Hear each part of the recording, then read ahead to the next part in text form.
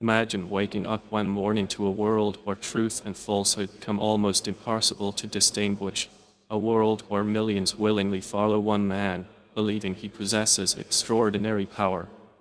The Prophet Muhammad sallallahu alaihi wasallam warned that this would happen. He described the coming of Dajjal as the greatest trial that humanity would face before the Day of Judgment. No prophet sent by Allah failed to warn his people about Dajjal.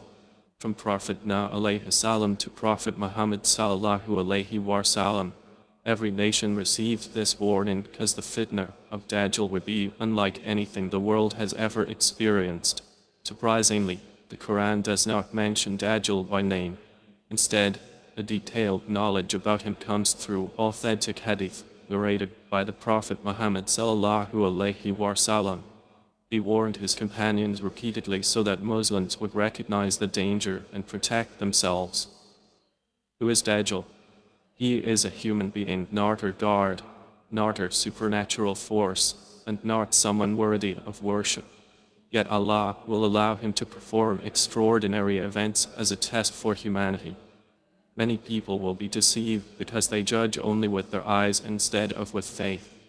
The Prophet Muhammad sallallahu alaihi wasallam described Dajjal's appearance in remarkable detail.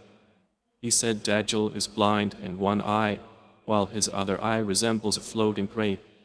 Between his eyes will be written the word kafir, meaning disbeliever.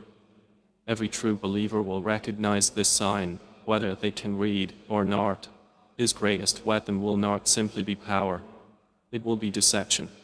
He will claim things that no human has the right to claim. His purpose will be to lead people away from worshipping Allah alone. For this reason, the Prophet Muhammad sallallahu alaihi wasallam instructed Muslims to seek Allah's protection from the trial of Dajjal in every prayer. This is not merely a story about the future. It is a reminder for today. Because the strongest protection from Dajjal begins long before he appears. Begins with sincere faith, with learning the Quran, with following the Sunnah, with worshipping Allah alone. In the next episode, we will explore why the Prophet Muhammad sallallahu alaihi wasallam called Dajjal the greatest trial in human history, and why even strong believers must never underestimate his fitnah. May Allah protect us from the trial of Dajjal, keep our hearts firm upon the truth, and grant us beneficial knowledge. Ameen.